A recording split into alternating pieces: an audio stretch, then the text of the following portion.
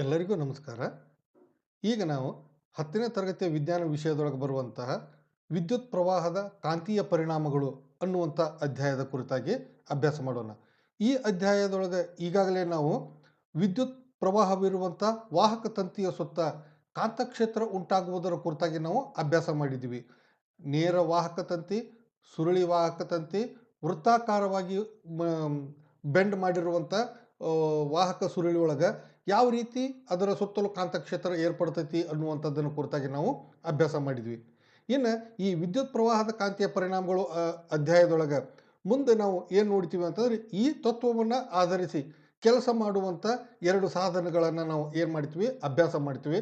ಅದೇ ರೀತಿ ನಾವು ಮನೆಗಳಲ್ಲಿ ಯಾವ ರೀತಿ ವೈರಿಂಗ್ಗಳನ್ನು ಮಾಡಿರ್ತೀವಿ, ಆಮೇಲೆ ಆ ವೈರಿಂಗ್ಗಳಿಗೆ ಸಂಬಂಧಪಟ್ಟಂತೆ ನಾವು ಯಾವ ಮುನ್ನೆಚ್ಚರಿಕೆ ಕ್ರಮಗಳನ್ನು ಕೈಗೊಳ್ಳಬೇಕು ಅನ್ನುವಂಥದ್ದನ್ನು ಈ ಒಂದು ಅವಧಿ ಒಳಗೆ ನಾವು ಚರ್ಚೆ ಮಾಡೋಣ.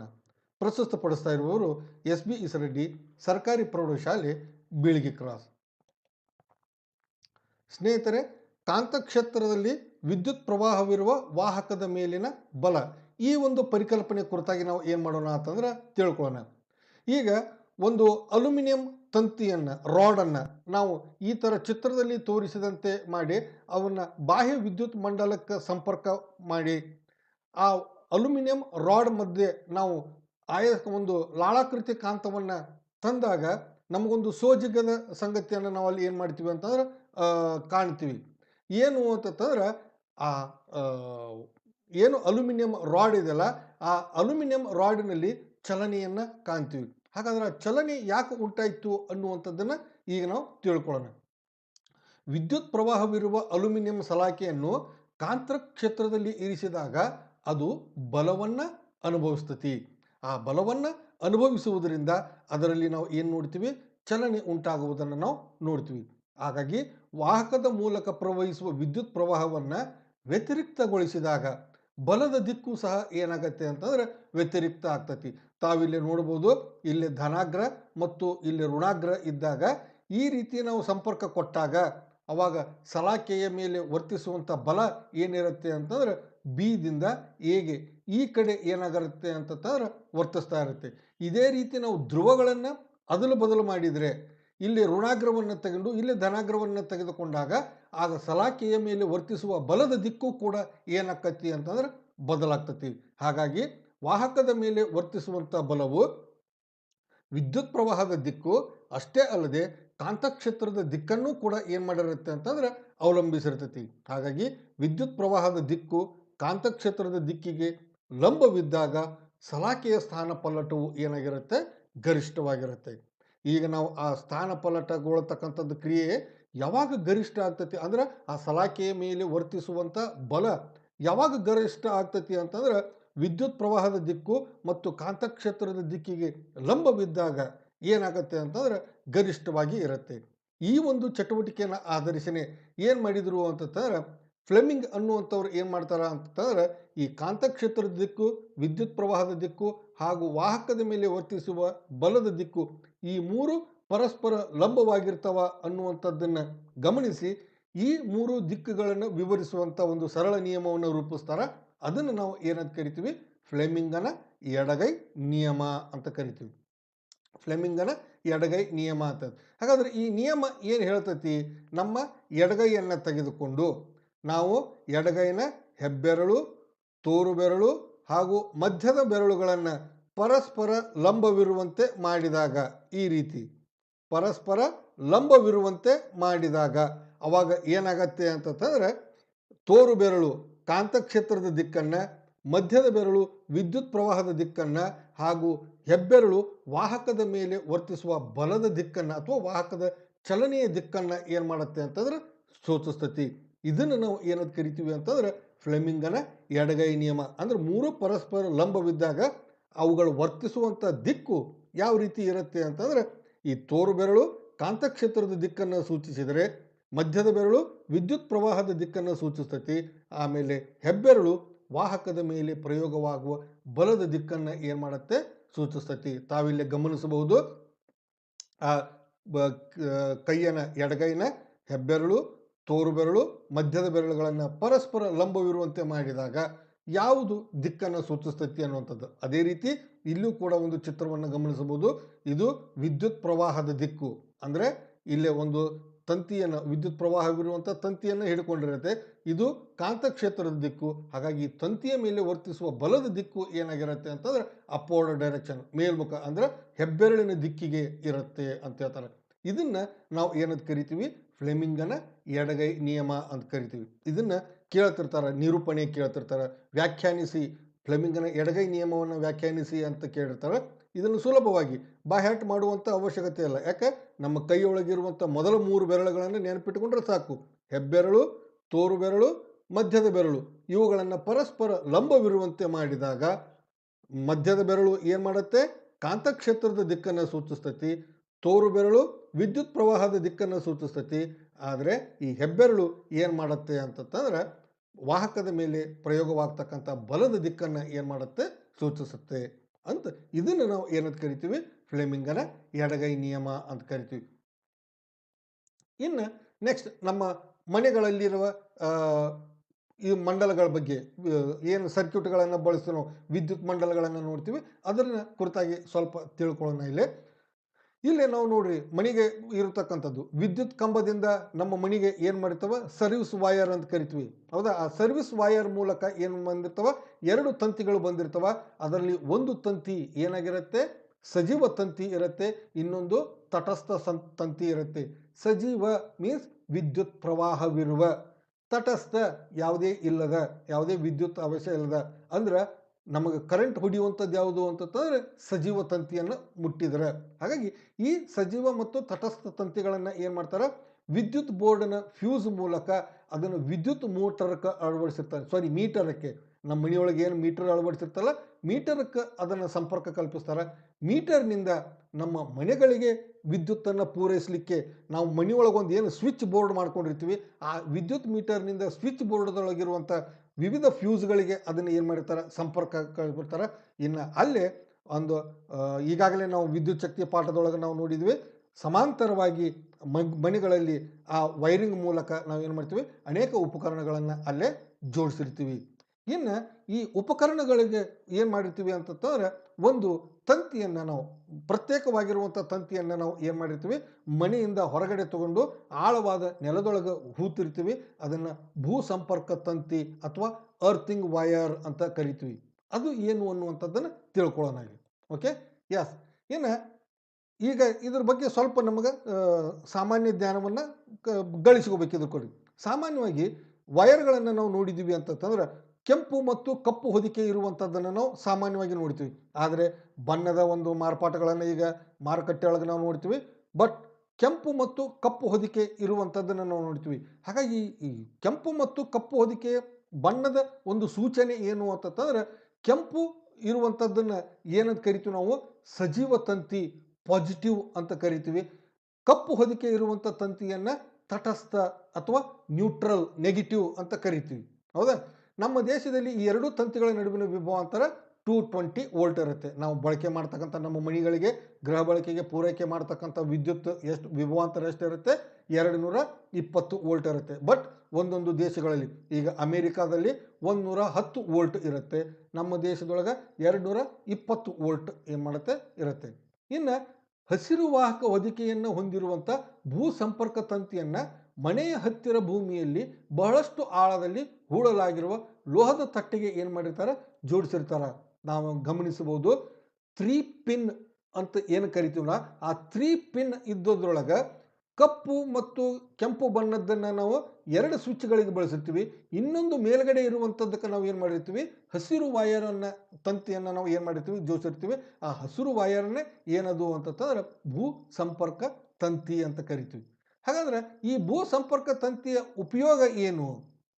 ಪ್ರಮುಖವಾಗಿ ಲೋಹದ ಮೇಲ್ಮೈ ಹೊಂದಿರುವಂಥ ವಿದ್ಯುತ್ ಉಪಕರಣಗಳ ಸುರಕ್ಷತೆಗಾಗಿ ಏನು ಮಾಡ್ತೀವಿ ಅಂತಂದ್ರೆ ಇದನ್ನು ಬಳಸ್ತೀವಿ. ಯಾವುದನ್ನು? ಈ ಭೂ ಸಂಪರ್ಕ ತಂತಿಯನ್ನು. ಹಾಗಾದ್ರೆ ಇದು ಏನು ಕೆಲಸ ಮಾಡ್ತೈತಿ? ಇದು ಕಡಿಮೆ ರೋಧವನ್ನು ಹೊಂದಿರುವ ವಿದ್ಯುತ್ ಪ್ರವಾಹದ ಪಥವನ್ನು ಉಂಟು ಮಾಡ್ತೈತಿ. ಅಂದ್ರೆ ರೋಧ ಕಡಿಮೆ ಇರುವಂಥ ವಿದ್ಯುತ್ ಪಥವನ್ನು ಉಂಟು ಮಾಡ್ತೈತಿ. ಹೀಗಾಗಿ ಲೋಹದ ಮೇಲ್ಮೈ ಹೊಂದಿರುವ ಉಪಕರಣಕ್ಕೆ ಯಾವುದೇ ರೀತಿಯ ವಿದ್ಯುತ್ ಸೋರಿಕೆ ಉಂಟಾದಲ್ಲಿ ಅಂದ್ರೆ ಏನೋ ಅಚಾನಕ್ಕಾಗಿ ವೋಲ್ಟೇಜ್ಗಳಲ್ಲಿ ವ್ಯತ್ಯಾಸ ಆದಾಗ ಅಥವಾ ವಿದ್ಯುತ್ ಸೋರಿಕೆ ಉಂಟಾದಾಗ ಅವಾಗ ಅದು ಏನಾಗ್ತತಿ ಅಂತಂದ್ರೆ ಥಟ್ಟನೆ ಅದರ ವಿಭವಾಂತರ ಹೆಚ್ಚಾಗ್ತತಿ. ಆ ವಿಭವಾಂತರ ಹೆಚ್ಚಾಯಿತು ಅಂತಂದ್ರೆ ಲೋಹದ ಈ ವಿದ್ಯುತ್ ಉಪಕರಣಗಳು, ಲೋಹದ ಮೇಲ್ಮೈ ಹೊಂದಿರುವಂಥ ವಿದ್ಯುತ್ ಉಪಕರಣಗಳನ್ನು ಮುಟ್ಟಿದೀವಿ ಅಂತಂದ್ರೆ ಶಾಕ್ ಹೊಡಿತೈತಿ ನಮಗೆ. ಈಗೂ ಕೆಲವೊಬ್ಬರ ಮನೆಯೊಳಗೆ ನೀವು ನೋಡಿರ್ಬೋದು, ಆ ಲೋಹದ ಇದು ಮಾಡಿದ್ರೆ ಜುಮ್ ಜುಮ್ ಜುಮ್ ಜುಮ್ ಅಂತ ಇರ್ತೈತಿ. ಕಾರಣ ಸೋರಿಕೆ ಆಗ್ತಾ ಇದೆ ಅಂತಂದ್ರೆ. ಹಾಗಾಗಿ ಅಂಥವ್ರಲ್ಲಿ ಏನು ಮಾಡ್ತೀವಿ ನಾವು ಅಂತಂದ್ರೆ ಈ ಹೆಚ್ಚಾಗಿರುವಂಥ ವಿಭವಾಂತರವನ್ನು ಅದನ್ನು ಭೂಮಿಯ ವಿಭವಾಂತರಕ್ಕೆ ಸಮನಾಗಿಸಿ ಅದನ್ನು ಬಳಕೆದಾರರಿಗೆ ಯಾವುದೇ ರೀತಿ ಆಘಾತ ಆಗಲಾಗದಂತೆ ತಡೆಗಟ್ಟುವುದು ಈ ಭೂ ಸಂಪರ್ಕ ತಂತಿಯ ಕೆಲಸ. ಹಾಗಾಗಿ ಮನೆಯಲ್ಲಿ ಇಂಥ ಲೋಹದ ಮೇಲ್ಮೈ ಇರುವಂಥ ಉಪಕರಣಗಳನ್ನು ನಾವು ಬಳಸೋವರೇ ಇದ್ದೀವಿ ಅಂತಂದ್ರೆ ನಾವು ಕಡ್ಡಾಯವಾಗಿ ಭೂ ಸಂಪರ್ಕ ತಂತಿಯನ್ನು ಏನು ಮಾಡಿರಬೇಕು, ಅಳವಡಿಸಿರಬೇಕು.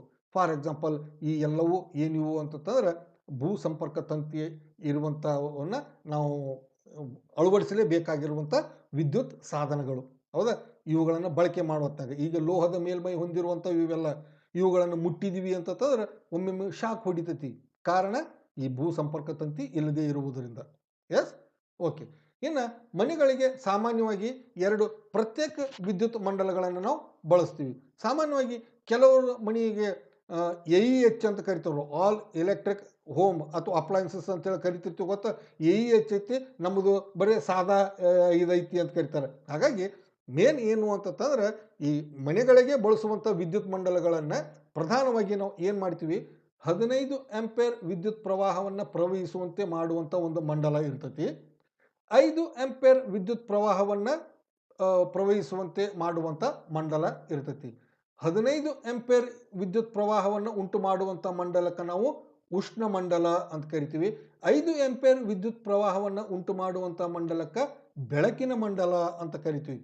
ಹಾಗಾದ್ರೆ ಈ ಉಷ್ಣ ಮಂಡಲ ಅನ್ನುವಂಥ ಈ ರೀತಿ ನಾವು ವೈರಿಂಗ್ ಮಾಡಿಸಿದ್ವಿ ಅಂತಂದ್ರೆ, ಈ ರೀತಿಯಾಗಿರ್ತಕ್ಕಂಥ ಒಂದು ನಮ್ಮ ಮನೆಯೊಳಗೆ ಸರ್ಕ್ಯೂಟ್ ಇತ್ತು ಅಂತಂದ್ರೆ, 15 ಆಂಪಿಯರ್ ಸಾಮರ್ಥ್ಯದ ಸರ್ಕ್ಯೂಟ್ ಇತ್ತು ಅಂತಂದ್ರೆ ನಾವಲ್ಲಿ ಯಾವುದೇ ರೀತಿಯಾಗಿರ್ತಕ್ಕಂಥ ಉಪಕರಣಗಳನ್ನು, ಉಷ್ಣೋತ್ಪಾದನಾ ಉಪಕರಣಗಳನ್ನು ನಾವಲ್ಲೇ ಬಳಸಬಹುದು. ಫಾರ್ ಎಕ್ಸಾಂಪಲ್ ಇಲ್ಲಿ ಹೆಚ್ಚಿನ ಸಾಮರ್ಥ್ಯಗಳುಳ್ಳ ಸಾಧನಗಳಾಗಿರ್ತಕ್ಕಂಥ ಗೀಸರ್ಗಳು, ಕೂಲರ್ಗಳು, AC ತಂಪು ಕಾರಕಗಳು ಅಂತ ಕರಿತೀವಲ್ಲ, AC ಮೊದಲಾದವುಗಳನ್ನು ನಾವು ಏನು ಮಾಡ್ಬೋದು ಅಂತಂದ್ರೆ ಬಳಸ್ಬೋದು.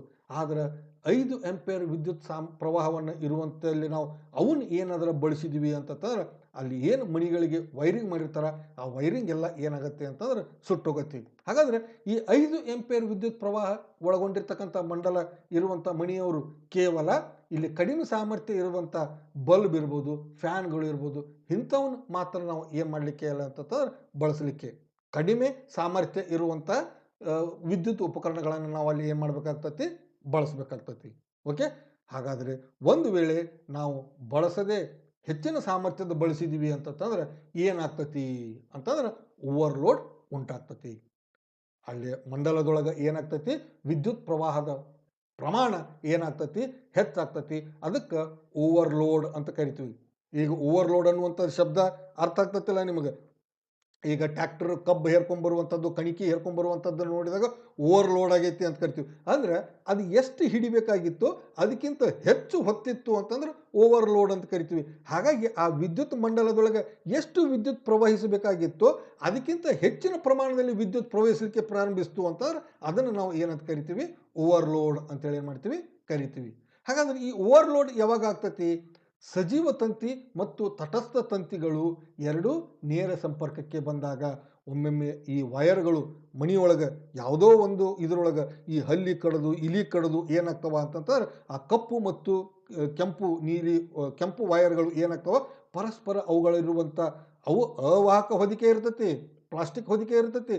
ಬಟ್ ಒಳಗಿರುವ ತಂತಿ ಖುಲ್ಲಾಗಿ ಒಂದಕ್ಕೊಂದು ಸಂಪರ್ಕ ಬಂದು ಅಂತಂದ್ರೆ ಚಟ್ನ ಏನಾಗತ್ತೆ ಅಂತಂದ್ರೆ ಓವರ್ಲೋಡ್ ಉಂಟಾಗ್ತತಿ. ಆ ಓವರ್ಲೋಡ್ ಉಂಟಾಗುವುದರಿಂದ ಶಾರ್ಟ್ ಸರ್ಕ್ಯೂಟ್ ಆಗ್ತತಿ. ಓಕೆ. ಯಾವಾಗ ಓವರ್ಲೋಡ್ ಇದನ್ನ ಪ್ರಶ್ನೆ ಕೇಳ್ತಾರೆ, ಇದನ್ನು ಓವರ್ಲೋಡ್ ಉಂಟಾಗುವ ಸಂದರ್ಭಗಳು ಯಾವ್ಯಾವು ಅಂತ ಕೇಳ್ತಾರೆ. ಸಜೀವ ತಂತಿ ಮತ್ತು ತಟಸ್ಥ ತಂತಿಗಳು ಎರಡು ನೇರ ಸಂಪರ್ಕಕ್ಕೆ ಬಂದಾಗ ಓವರ್ಲೋಡ್ ಉಂಟಾಗ್ತತಿ. ಇನ್ನು ಎರಡನೇದು, ಸರಬರಾಜಾಗುವ ವೋಲ್ಟೇಜ್ನ ಆಕಸ್ಮಿಕ ಹೆಚ್ಚಳದಿಂದ ಏನು ವೋಲ್ಟೇಜ್ ಬರ್ತಿರ್ತತಿ. ಈ ಮನೆಯೊಳಗೆ ನಾವು ನೋಡ್ತಿರ್ತೀವಿ, ನಮ್ಮದು ಮನೆಗೆ ಪೂರೈಕೆ ಮಾಡ್ತಕ್ಕಂಥ ವೋಲ್ಟೇಜ್ ಎಷ್ಟು, 220 ವೋಲ್ಟ್. ಒಮ್ಮೆ ಆ ವಿತರಣಾ ಘಟಕದೊಳಗೆ ಏನೋ ತೊಂದರೆಯಾಗಿ ಅತಿ ಹೆಚ್ಚಿನ ಇದು ವಿಭವಾಂತರ ಇರುವಂಥ ಪ್ರವಾಹ ಏನಾಯಿತು ಅಂತಂದ್ರೆ ಹರಿದು ಬಂತು 220 ವೋಲ್ಟ್ಗಿಂತ ಹೆಚ್ಚಿನ ವೋಲ್ಟೇಜ್ ಬಂತು ಅಂತಂದಾಗ ಅವಾಗ ಏನಾಗ್ತತಿ ಅಂತಂದ್ರೆ ಓವರ್ಲೋಡ್ ಉಂಟಾಗಿ ಬೆಂಕಿ ಅನಾಹುತ ಉಂಟಾಗ್ತತಿ. ನಾವು ಲೈಟ್ ಕಂಬಗಳಲ್ಲಿ ಇದ್ದಕ್ಕಿದ್ದಂತೆ ಈ ಥರ ಬೆಂಕಿ ಹೊತ್ತುಕೊಳ್ಳತಕ್ಕಂಥದ್ದನ್ನು ಕಾಣ್ತೀವಿ. ಕಾರಣ ಓವರ್ಲೋಡ್. ಅದೇ ರೀತಿ ಮನೆಗಳಲ್ಲಿ ನಮ್ಮ ಸ್ವಿಚ್ ಪ್ಲಗ್ಗಳೊಳಗೆ ಇದ್ದಕ್ಕಿದ್ದಂಗೆ ಬೆಂಕಿ ಹತ್ಕೊಳ್ಳಿಕ್ಕೆ ಸ್ಟಾರ್ಟ್ ಆಗ್ತತಿ. ಕಾರಣ ಓವರ್ಲೋಡ್. ಹಾಗಾಗಿ ಸರಬರಾಜಾಗುವ ವೋಲ್ಟೇಜಿನ ಆಕಸ್ಮಿಕ ಹೆಚ್ಚಳದಿಂದ ಏನಾಗ್ತತಿ ಓವರ್ಲೋಡ್ ಉಂಟಾಗ್ತತಿ. ಇನ್ನು ಕೊನೆಯದಾಗಿ ನಾವು ನೋಡ್ತಕ್ಕಂಥದ್ದು ಹಲವು ಉಪಕರಣಗಳನ್ನು ಒಂದೇ ಸಾಕೆಟ್ಗೆ ಜೋಡಿಸುವುದರಿಂದ ಓವರ್ಲೋಡ್ ಉಂಟಾಗ್ತತಿ. ಸಾಕೆಟ್ ಅಂದ್ರೆ ಗೊತ್ತಾಗ್ತೈತಿ, ಗ್ಯಾಂಗ್ ಬಾಕ್ಸ್ ಅಂತ ನಾವು ಆಡು ಭಾಷೆದೊಳಗೆ ಕರಿತೀವಿ. ಹೌದಾ? ಈ ಗ್ಯಾಂಗ್ ಬಾಕ್ಸಕ್ಕೆ ಒಂದೇ ಗ್ಯಾಂಗ್ ಬಾಕ್ಸಕ್ಕೆ ನಾವು ಏನು ಮಾಡ್ತೀವಿ ಅಂತಂದ್ರೆ ಹೆಚ್ಚಿನ ಸಾಮರ್ಥ್ಯ ಇರುವಂಥ ಅನೇಕ ಉಪಕರಣಗಳನ್ನು ನಾವು ಜೋಡಿಸಿದ್ವಿ. ಟಿ ವಿಯನ್ನು ಜೋಡಿಸ್ತೀವಿ, ಚಾರ್ಜರು ಜೋಡಿಸ್ತೀವಿ, ಮುಂದೆ ಇಸ್ತ್ರಿನೂ ಅದಕ್ಕೆ ತುರ್ಕಿದೀವಿ ಅಂತ ತಂದಾಗ ಆ ಒಂದು ಬಾಕ್ಸಕ್ಕೆ ಏನಾಗ್ತತಿ ಅಂತಂದ್ರೆ ಹೆಚ್ಚಿನ ಒಂದು ವಿದ್ಯುತ್ ಪ್ರವಾಹದ ಉಂಟಾಗ್ತತಿ. ಅಲ್ಲೇ ಉಂಟಾಗಿ ಆ ಓವರ್ಲೋಡ್ ಉಂಟಾಗಿ ಅಲ್ಲಿಯೂ ಕೂಡ ಬೆಂಕಿ ಅನಾಹುತಗಳು ಉಂಟಾಗುವಂಥ ಸಂಭವ ಇರ್ತತಿ.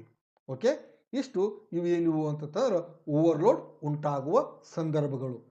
ಸಜೀವ ತಂತಿ ಮತ್ತು ತಟಸ್ಥ ತಂತಿ ಪರಸ್ಪರ ಸಂಪರ್ಕಕ್ಕೆ ಬಂದಾಗ, ಸರಬರಾಜಾಗುವ ವೋಲ್ಟೇಜ್ಗಿಂತ ಹೆಚ್ಚಿನ ವೋಲ್ಟೇಜ್ ಬಂದಾಗ, ಮತ್ತು ಹಲವು ಉಪಕರಣಗಳನ್ನು ಒಂದೇ ಸಾಕೆಟ್ಗೆ ಜೋಡಿಸುವುದರಿಂದ ಓವರ್ಲೋಡ್ ಉಂಟಾಗ್ತತಿ. ಇದನ್ನು 3 ಪಾಯಿಂಟ್ಗಳನ್ನು ನಾವು ನೆನಪಿಟ್ಕೋಬೇಕು. ಓಕೆ, ಇನ್ನು ಇಂಥ ಸನ್ನಿವೇಶಗಳು ಉಂಟಾದಾಗ ಅಂದರೆ ಓವರ್ಲೋಡ್ ಆದಾಗ ಮಂಡಲದಲ್ಲಿ ವಿದ್ಯುತ್ ಪ್ರವಾಹ ಥಟ್ಟನೆ ಏನಾಗ್ತತಿ ಹೆಚ್ಚಾಗಿಬಿಡ್ತತಿ. ಇದನ್ನು ನಾವು ಏನಂತ ಕರಿತೀವಿ? ಶಾರ್ಟ್ ಸರ್ಕ್ಯೂಟ್ ಅಂತ ಕರಿತೀವಿ. ಕನ್ನಡದಾಗ ಹೃಸ್ವ ಮಂಡಲ. ಸಾಮಾನ್ಯವಾಗಿ ನಾವು ಶಾರ್ಟ್ ಸರ್ಕ್ಯೂಟ್ ಇಂಗ್ಲಿಷ್ ಪದನ ಜಾಸ್ತಿ ಬಳಸ್ತೀವಿ. ಹೃಸ್ವ ಮಂಡಲ ಅಂತ ಕರಿತೀವಿ. ಹೃಸ್ವ ಮೀನ್ಸ್ ಶಾರ್ಟ್. ಹೃಸ್ವ ಸ್ವರ ದೀರ್ಘ ಸ್ವರ ಕೇಳಿರಲಿಲ್ಲ. ಹೃಸ್ವ ಅಂತಂದ್ರೆ ಶಾರ್ಟ್ ಸರ್ಕ್ಯೂಟ್ ಆಗ್ತತಿ. ಅಂದ್ರಾಗ ಶಾರ್ಟ್ ಸರ್ಕ್ಯೂಟ್ ಅಂದ್ರೆ ಏನು? ವಿದ್ಯುತ್ ಮಂಡಲದಲ್ಲಿ ಥಟ್ಟನೆ ವಿದ್ಯುತ್ ಪ್ರವಾಹದ ಪ್ರಮಾಣ ಹೆಚ್ಚಾಗುವುದನ್ನು ನಾವು ಏನಂತ ಕರಿತೀವಿ? ಹೃಸ್ವ ಮಂಡಲ ಅಂತ ಏನು ಮಾಡ್ತೀವಿ? ಕರಿತೀವಿ. ಹಾಗಾಗಿ ಈ ವಿದ್ಯುತ್ ಮಂಡಲದಲ್ಲಿರುವ ಫ್ಯೂಸ್ ಒಂದು ರಕ್ಷಾ ಸಾಧನವನ್ನು ಬಳಸ್ತೀವಿ. ಆ ವಿದ್ಯುತ್ ಮಂಡಲದಲ್ಲಿರುವ ಫ್ಯೂಸ್ ಮಂಡಲ ಹಾಗೂ ವಿದ್ಯುತ್ ಉಪಕರಣಗಳಿಗೆ ಈ ಓವರ್ಲೋಡ್ನಿಂದ ಆಗ್ತಕ್ಕಂಥ ಹಾನಿಯಿಂದ ಏನು ಮಾಡ್ತತಿ? ರಕ್ಷಿಸ್ತತಿ. ಹಾಗಾದರೆ ಈ ಶಾರ್ಟ್ ಸರ್ಕ್ಯೂಟ್ ಆದಂಥ ಸಂದರ್ಭದೊಳಗೆ ನಮ್ಮ ಮನೆಯೊಳಗೆ ಇರುವಂಥ ಉಪಕರಣಗಳನ್ನು ರಕ್ಷಿಸಲಿಕ್ಕೆ ನಾವು ಒಂದು ಸಾಧನವನ್ನು, ರಕ್ಷಾ ಸಾಧನವನ್ನು ಬಳಸ್ತೀವಿ. ಅದನ್ನು ನಾವು ಏನಂತ ಕರಿತೀವಿ? ಫ್ಯೂಸ್ ಅಂತ ಕರಿತೀವಿ. ಇದು ಏನು ಮಾಡುತ್ತೆ ಅಂತಂದ್ರೆ ಓವರ್ಲೋಡ್ನಿಂದ ಉಂಟಾಗುವ ಹಾನಿಯಿಂದ ರಕ್ಷಿಸ್ತತಿ. ಹಾಗಾಗಿ ಇಲ್ಲಿ ನೋಡಬಹುದು ನೀವು ವಿದ್ಯುತ್ ಉಪಕರಣವನ್ನು ನಾವು ಕಾಣ್ತೀವಿ. ಇದು ಫ್ಯೂಸ್ ಅಂತ ಕರಿತೀವಿ. ಇದನ್ನು MCB ಅಂತ ಕರಿತೀವಿ. ಒಮ್ಮೊಮ್ಮೆ ಫ್ಯೂಸ್ನೊಳಗಿರುವಂಥ ತಂತಿ ಹೋಗಿರುತ್ತೆ. ಒಮ್ಮೆ ಅತಿ ಹೆಚ್ಚು ಆದಾಗ ಟ್ರಿಪ್ ಆಗುವುದಂತ ಕರಿತೀವಿ ನಿಮ್ಮ ಮನೆಯೊಳಗೆ. ಈ MCB ಅಂತಂದ್ರೆ ಏನು? ಮಿನಿಯೇಚರ್ ಸರ್ಕ್ಯೂಟ್ ಬ್ರೇಕರ್ ಅಂತ ಕರಿತೀವಿ. ಅಂದ್ರೆ ಅಧಿಕ ಪ್ರಮಾಣದ ವಿದ್ಯುತ್ ಪ್ರವಾಹ ಬಂದಾಗ ಆಟೋಮೆಟಿಕ್ ಆಗಿ ಇದು ಏನಾಗ್ತತಿ ಅಂತಂದ್ರೆ ಶಟ್ ಡೌನ್ ಆಗಿಬಿಡ್ತತಿ. ಅವಾಗ ನಾವು ನೋಡ್ತೀವಿ ಎಲ್ಲರ ಮನೆಯಾಗ ಲೈಟ್ ಅದಾವ, ನಮ್ಮ ಮನೆಯಾಗ ಲೈಟ್ ಇಲ್ಲಲ್ಲ ಅಂತೇಳಿ ಇದನ್ನು ಮಾಡ್ತೀವಿ. ಅವಾಗ ನಾವು ನೋಡ್ತೀವಿ ನಮ್ಮ MCB ಟ್ರಿಪ್ ಆಗಿದ್ದನ್ನು ನೋಡ್ತೀವಿ. ಆಮೇಲೆ ಅದನ್ನು ನಿಧಾನವಾಗಿ ಮೇಲೆ ಎತ್ತಿದಾಗ ಮತ್ತೆ ವಿದ್ಯುತ್ ಸರಬರಾಜು. ಆದರೆ ಅದು ಆಗಿದ್ದು ಒಳ್ಳೆಯ ಉದ್ದೇಶಕ್ಕೆ. ಯಾಕೆ? ಆ ಹೆಚ್ಚಿನ ವಿಭವಾಂತರದ ವೋಲ್ಟೇಜ್ ಬಂದಾಗ ನಮ್ಮ ಮನೆಗೆ ಆಗ್ತಕ್ಕಂಥ ಆಘಾತದಿಂದ ಇದು ನಮ್ಮನ್ನು ಏನು ಮಾಡುತ್ತೆ? ರಕ್ಷಿಸುತ್ತೆ.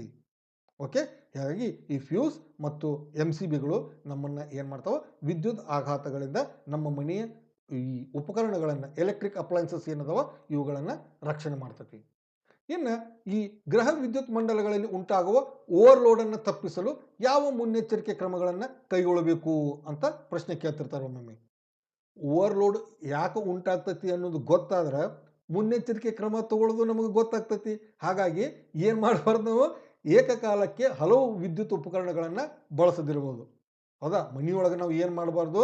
ಒಂದೇ ಕಾಲಕ್ಕೆ ಈಗ ಎಲ್ಲ ಕಡೆ TV, fan, fridge, washing machine ಇವೆಲ್ಲನೂ ಹಚ್ಚಿಟ್ಟಿವಿ ಅಂತಂದ್ರೆ ಆ ಮನೆಗೆ ಪೂರೈಕೆ ಆಗ್ತಕ್ಕಂಥ ವಿದ್ಯುತ್ ಪ್ರವಾಹ ಏನಾಗ್ತತಿ? ಹೆಚ್ಚಾಗಿ ಓವರ್ಲೋಡ್ ಉಂಟಾಗ್ತತಿ. ಹಾಗಾಗಿ ಏಕಕಾಲಕ್ಕೆ ಹಲವು ವಿದ್ಯುತ್ ಉಪಕರಣಗಳನ್ನು ಬಳಸದಿರುವುದು. ಇನ್ನು ಬಳಕೆಯ ಮುನ್ನ ಉಪಕರಣದ ಸಾಮರ್ಥ್ಯ ಪರೀಕ್ಷಿಸುವುದು. ಬಳಕೆ ಮಾಡೋಕ್ಕಿಂತ ಮುಂಚೆ ಈ ಉಪಕರಣ ನನ್ನ ಮನೆಯ ಮಂಡಲಕ್ಕೆ, ಅಂದ್ರೆ ನಂದು 5 ಆಂಪಿಯರ್ ಮಂಡಲ ಐತೋ ಏನು 15 ಆಂಪಿಯರ್ ಮಂಡಲ ಐತೋ ಅನ್ನೋದನ್ನು ನಾನು ತಿಳ್ಕೋಬೇಕು. ನನ್ನ ಮನೆ ಇರೋದು 5 ಆಂಪಿಯರ್ ಮಂಡಲ ಐತಿ. ನಾನು 2 ಕಿಲೋವ್ಯಾಟ್ ಸಾಮರ್ಥ್ಯದ ಒಂದು ಗೀಝರನ್ನು ತಂದು ಕುಂಡಿಸಿದ್ನಿ ಅಂತಂದ್ರೆ ನನ್ನ ಮನೆಯೊಳಗಿರುವಂಥ ವೈರ್ ಎಲ್ಲ ಸುಟ್ಟು ಹೋಗ್ತವೆ. ಹಾಗಾಗಿ ಬಳಕೆಯ ಮುನ್ನ ಉಪಕರಣದ ಸಾಮರ್ಥ್ಯವನ್ನು ಪರೀಕ್ಷಿಸಬೇಕು. ಆಮೇಲೆ ಸೂಕ್ತವಾದ ವಿದ್ಯುತ್ ಫ್ಯೂಸ್ ಅಥವಾ MCB ಬಳಸಬೇಕು. ಅಂದರೆ ಅಲ್ಲಿ ನಮ್ಮ ಮನೆಗೆ ನಮ್ಮದು ಯಾವ ಮಂಡಲ ಐತಿ ಅದಕ್ಕೆ ಅನುಗುಣವಾಗಿರ್ತಕ್ಕಂಥ ವಿದ್ಯುತ್ ಫ್ಯೂಸ್ ಅಥವಾ MCB ಇವುಗಳನ್ನು ನಾವು ಏನು ಮಾಡಬೇಕು, ಬಳಸಬೇಕು. Okay, yes. ಇಲ್ಲೇ ಒಂದು ಲೆಕ್ಕ ಕೇಳ್ತಾರೆ ಅದನ್ನು, ಯಾಕಂತಂದ್ರೆ ನಮ್ಮನ್ನು ವ್ಯಾವಹಾರಿಕ ಜ್ಞಾನವನ್ನು ಪರೀಕ್ಷೆ ಮಾಡೋಕೆ. ಈಗ ನೋಡಿ ಇಲ್ಲಿ 5 ಆಂಪಿಯರ್ ವಿದ್ಯುತ್ ರೇಟಿಂಗ್, ನಾನು ಆಗಲೇ ಹೇಳಿದ್ದೀನಿ, ನಾನು 5 ಆಂಪಿಯರ್ ವಿದ್ಯುತ್ ರೇಟಿಂಗ್ ಹಾಗೂ 2 ಕಿಲೋವ್ಯಾಟ್ ವಿದ್ಯುತ್ ಸಾಮರ್ಥ್ಯ ಹೊಂದಿರುವ ಒಂದು ಸೂಕ್ಷ್ಮ ತರಂಗ ಒಲೆಯನ್ನು ಓವೆನ್ ಗೃಹ ಬಳಕೆ ವಿದ್ಯುತ್ ಮಂಡಲದಲ್ಲಿ 220 ವೋಲ್ಟ್ ವಿಭವಾಂತರವಿರುವಂಥದ್ದಲ್ಲಿ ಬಳಸಿತಿ. ನೀವು ಯಾವ ಪರಿಣಾಮವನ್ನು ನಿರೀಕ್ಷಿಸುವಿರಿ ಅಂತ ಕೇಳ್ತಾರೆ. ಅಂದಾಗ ನಾನು ಅದರ ಸಾಮರ್ಥ್ಯದಕ್ಕೆ ಅನುಗುಣವಾಗಿ ಅದನ್ನು ಲೆಕ್ಕ ಹಾಕಬೇಕಲ್ಲ. ದತ್ತಾಂಶ ಕೊಟ್ಟಿದ್ದಾರೆ ನನಗೆ ಇಲ್ಲಿ. ಪಿ ಎಷ್ಟೈತಿ, 2 ಕಿಲೋ ವ್ಯಾಟ್ ಐತಿ. ಅಂದ್ರೆ ಎಷ್ಟು ವ್ಯಾಟು, 2000 ವ್ಯಾಟು. ವೋಲ್ಟೇಜ್ ಎಷ್ಟೈತಿ, 220 ವೋಲ್ಟ್ ಐತಿ. ಹಾಗಾದರೆ ಇದರ ಮೂಲಕ ಪ್ರವಹಿಸುತ್ತಿರುವಂಥ ವಿದ್ಯುತ್ ಪ್ರವಾಹವನ್ನು ಕಂಡು ಹಿಡಿಬೇಕು ನಾನು. ಅವ್ರು 5 ಆಂಪಿಯರ್ ಕೊಟ್ಟಾರ ಅಂತ ತಗೊಂಡಿಲ್ಲ 5 ಹಚ್ಕೋಬಾರ್ದು. ನಾನು ಕಂಡು ಹಿಡಿಬೇಕಾಗಿದ್ದೆ ಎಷ್ಟು ಅದರೊಳಗೆ ಹರಿತೈತಿ. ನಾನು ಮನಿದೇನೋ 5 ಆಂಪಿಯರ್ ಐತಿ, ಬಟ್ ಈ ಉಪಕರಣ ಬಳಸಿದಾಗ ಎಷ್ಟು ಕರೆಂಟ್ ಹರಿತೈತಿ ಅದನ್ನು ತಿಳ್ಕೊಳಕ್ಕೆ ನಾನು ಐ ಕ್ಯಾಲ್ಕುಲೇಟ್ ಮಾಡ್ತೀನಿ. ಸೊ ಸೂತ್ರ ಹಚ್ಚಿದಾಗ ಏನಾಗ್ತೈತಿ, I = P/V ಆಗ್ತೈತಿ. ಸೊ ಪಿ ಎಷ್ಟೈತಿ, 2000 ಐತಿ, ಡಿವೈಡೆಡ್ ಬೈ 220 ಐತಿ. 2000ನ್ನ 220ರಿಂದ ಭಾಗಿಸಿದಾಗ ನನಗೇನು ಸಿಗ್ತೈತಿ, 9.09 ಆಂಪಿಯರ್ ಸಿಗ್ತೈತಿ. ತಿಳ್ಕೊಬೇಕಿಲ್ಲಿ, ಹೌದಾ. ನನ್ನ ಮನಿ ಇರುದ 5 ಆಂಪಿಯರ್ ಸಾಮರ್ಥ್ಯದ ವೈರಿಂಗ್ ಐತಿ, ಬಟ್ ಇಲ್ಲಿ ಬಳಕೆ ಆಗ್ತಕ್ಕಂಥ ವಿದ್ಯುತ್ ಎಷ್ಟೈತಿ, 9.09 ಆಂಪಿಯರ್ ಐತಿ. ಅಂದ್ರೆ ಸೂಕ್ತನ ಇದು?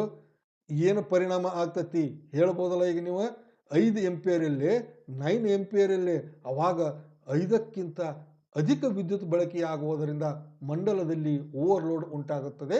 ಇದು ವಿದ್ಯುತ್ ಆಘಾತವನ್ನು ಉಂಟು ಮಾಡುತ್ತದೆ ಅಂತ ತಿಳ್ಕೊ. Okay, yes. ಇಲ್ಲಿವರೆಗೂ ನಾವು ಏನು ನೋಡಿದ್ದೀವಿ ಅಂತಂದ್ರೆ, ಈ ವಿದ್ಯುತ್ ಕಾಂತೀಯ ಪ್ರೇರಣೆಗೆ ಸಂಬಂಧಪಟ್ಟಂಗೆ ವಿದ್ಯುತ್ ಜನಕ ಹಾಗೂ ವಿದ್ಯುತ್ ಮೋಟಾರ್ ಇವುಗಳ ರಚನೆ ಯಾವ ರೀತಿ ಇತ್ತು, ಇವು ಹೇಗೆ ಕಾರ್ಯ ಮಾಡ್ತಾವು ಅನ್ನುವಂಥದ್ದನ್ನು ನಾವು ನೋಡಿದ್ವಿ. ಇನ್ನು ಮನೆಗಳಲ್ಲಿ ಬಳಸುವಂಥ ವೈರಿಂಗ್ ವಿಧಾನಗಳ ಕುರಿತಾಗಿ ನಾವು ನೋಡಿದ್ವಿ. ಓವರ್ಲೋಡ್ ಉಂಟಾಗುವ ಸಂದರ್ಭಗಳು, ಅವುಗಳನ್ನು ನಿಯಂತ್ರಣ ಮಾಡಬೇಕಾಯ್ತಂದ್ರೆ ಏನು ಮುನ್ನೆಚ್ಚರಿಕೆ ಕ್ರಮಗಳನ್ನು ಕೈಗೊಳ್ಳಬೇಕು ಅನ್ನುವಂಥದ್ದನ್ನು ಕುರಿತಾಗಿ ನಾವು ಅಭ್ಯಾಸ ಮಾಡಿದ್ವಿ. ಇನ್ನು ಈ ಪಾಠಕ್ಕೆ ಸಂಬಂಧಪಟ್ಟಂಥ ಪಾಠದ ಕೊನೆಗೆ ಬರುವಂಥ ಪ್ರಶ್ನೋತ್ತರಗಳನ್ನು ಸರಿಯಾಗಿ ನೋಡ್ರಿ. ಅಲ್ಲಿ ಕೆಲವು ಸಮಸ್ಯೆಗಳದಾವ, ಆ ಸಮಸ್ಯೆಗಳನ್ನು ಬಿಡಿಸಿ ಅವನ್ನು ನಿಮ್ಮ ಶಿಕ್ಷಕರೊಂದಿಗೆ ಏನು ಮಾಡಿರಿ, ಚರ್ಚಿಸಿರಿ. ಓಕೆ, ಧನ್ಯವಾದಗಳು.